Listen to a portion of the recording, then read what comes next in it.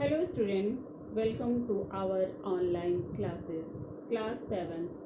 बच्चों हमारा फर्स्ट और सेकंड चैप्टर का रिवीजन हो चुका।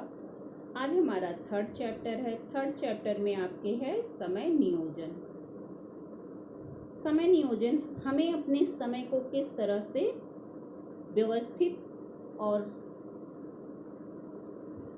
समय के अनुकूल बना के चलना है, उसको नियोजित करना है, व्यवस्थित कर लेना है, जिससे हमारे सारे काम समय के अकॉर्डिंग, जो समय हमारे पास है उसके अंदर ही सारे काम हमारे कंप्लीट हो जाए। तो इस चैप्टर में यही सारी चीज़ें बताई गई हैं। जैसे बच्चों को स्कूल से 5 से 6 घंटे की समय सारणी मिलती है।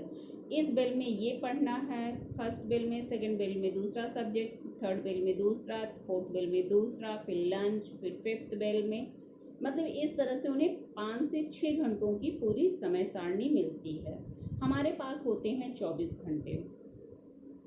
एक स्वस्थ व्यक्ति को 7 से 8 घंटे से ज़्यादा की नींद नहीं लेनी चाहिए। इसके बाद के जो हमारे समय बचते हैं, हम 2 घंटे नहाने और खाने में निकाल दें। इसके बाद हमारे पास लगभग 12 से 14 घंटे ऐसे बचते हैं जिसका हमें उपयोग करना रहता है। हमें अपने काम के अकॉर्डिंग उन्हें विभाजित करना रहता है। तो इसलिए इस चैप्टर में बताया गया है कि जो हम अपने कामों को टाल देते हैं कि मेरे पास समय नहीं था, मैं ये काम नहीं कर पाया, मैं सुबह व्यायाम नहीं कर पाता हूँ क्योंकि मेरे पास समय नहीं रहता है, मुझे सुबह स्कूल जाना रहता है, या फिर मैं होमवर्क नहीं कर पाया, मेरे पास होमवर्क ज़्यादा था। ऐसा नहीं होता है। हम अपने सब्जेक्ट के अकॉर्डिंग अपने समय को, जो हमारे पास 2 घंटे 3 घंटे का समय होता है, उसे हम अपने सब्जेक्ट के अकॉर्डिंग 20 मिनट 25 मिनट आधे घंटे के अकॉर्डिंग हम उसे डिवाइड कर लें। हमारा सारा वर्क टाइम टू टाइम हो जाएगा, हमारे पास समय भी बचेगा। लेकिन यही काम हम नहीं करते हैं। हम ये नहीं समझ पाते हैं कि जो समय हमारा बीत रहा है या जो समय हमारा बीत जाएगा वो फिर वापस नहीं आएगा। कहा भी गया है कि समय और लहरें किसी की प्रतीक्षा नहीं करती हैं। ना समय किसी का इंतज़ार करता है और ना समुद्र की लहरें किसी का इंतज़ार करती हैं। उसे जब आना होता है वो आती हैं और जाना होता है तो वो चली जाती है। जैसे घड़ी की सुई कभी रुकती नहीं है।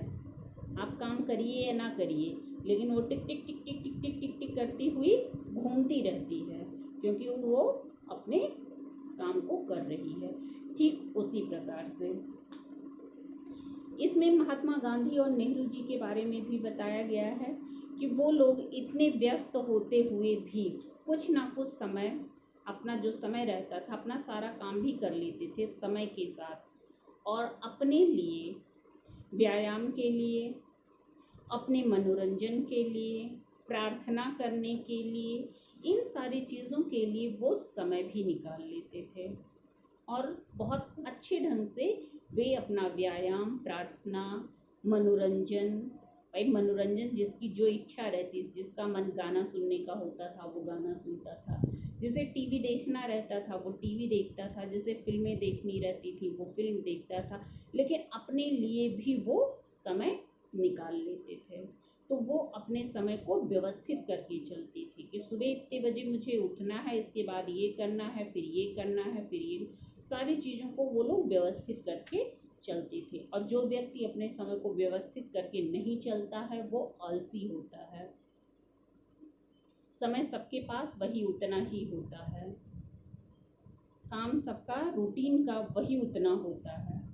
सबको सुबह उठना है, नहाना है, खाना है, घूमना है, व्यायाम करना है, सारी चीज़ें सबको करनी होती हैं।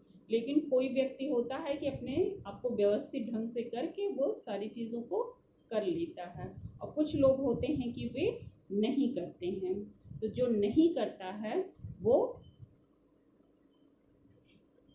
आलसी होता है, और आलसी व्यक्ति जीवन में सफलता की सीढ़ी नहीं चढ़ पाते हैं। तो ये चैप्टर आपका ये है, समय नियोजन है। इसके बाद आपका है वर्ड मीनिंग। वर्ड मीनिंग आपका है